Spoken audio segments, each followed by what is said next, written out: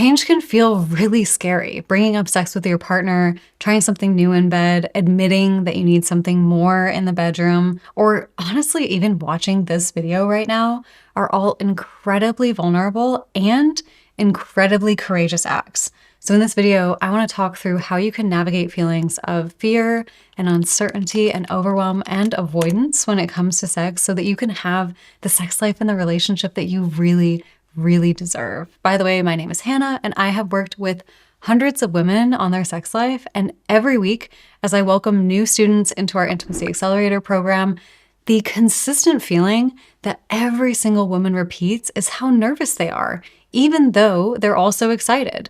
And at the end of the program, when I'm interviewing students on their way out, I always ask them, did you have any doubts or fears going through the process?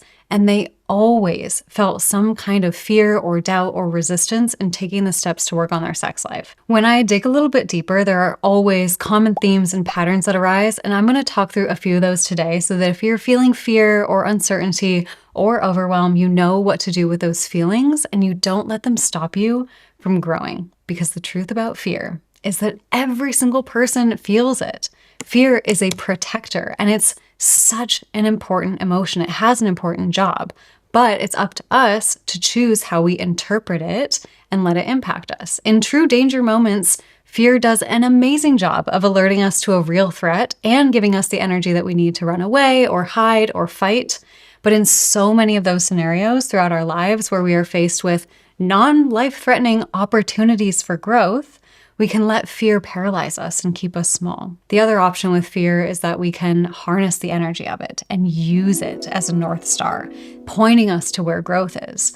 And the biggest differentiator for me in figuring out if my fear is real or not is asking myself this question: if I take this action, will I be more proud of myself afterwards? That is how I know that my fear is pointing me in the direction of growth rather than warning me of something actually dangerous. Okay, now let's get into the common fear-related blocks and patterns that I see when it comes to sex and relationships. First, let me share a little story about me that you might be able to relate to.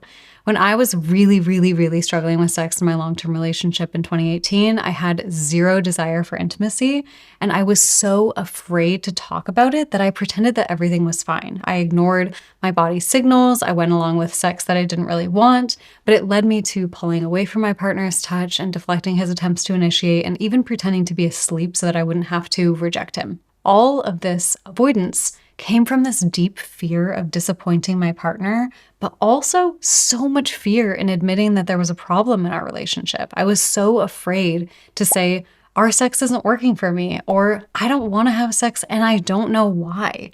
But that slowly built a growing distance in our relationship and resentment in him. My fear of facing the truth of my low libido led to the thing that I was actually most afraid of, which was our relationship ending. Because the worst part about fear is that when you let it control you, you often end up doing and creating the thing that you are the most afraid of. My story reveals some of the most common fear-related blocks that I see when it comes to sex. So let's talk through them one by one, and I'll give you some tips and some reframes for what to do or think if you feel any of those coming up. All right, we're going to dive really deep with the first fear, and that is the fear of being broken or that something is wrong with you on a fundamental level. This narrative is so deep when it comes to sex and has so much shame, and also can come up in this way where you believe that you're just not a sexual person. And this fear leads to a pattern of hopelessness and not wanting to even try, because if you try something and it fails, it just confirms the fear that you're broken. The best way that I have found to address this fear specifically is by remembering that I am not special. In the Intimacy Accelerator, we have helped hundreds of students feel desire again in their relationships, even with complex trauma, mental health challenges, ADHD, neurodivergence, endometriosis, perimenopause, kids, postpartum, every situation that you can think of. And if they can do it, so can you. Your lack of desire is not a flaw. It's a message from your body that there are unmet needs or nervous system dysregulation or just a lack of pleasure. And those are all skills that you can learn. The second fear that I see a lot is the fear that low desire means that your relationship isn't the right relationship. And this can lead to a lot of avoidance because working on your relationship or saying that you might want to make a change in your sex life feels like you're opening Pandora's box. But not looking or trying doesn't make the questions go away. Avoidance just creates more fear. And the best solution for this fear is to fuck around and find out. Think through the scenarios here. If your relationship actually isn't right, you're going to find out that more quickly and be able to move on to the right one. But 90% of the time, if sex is really the only issue in the relationship, it's easily fixable by shifting beliefs and giving you the right education.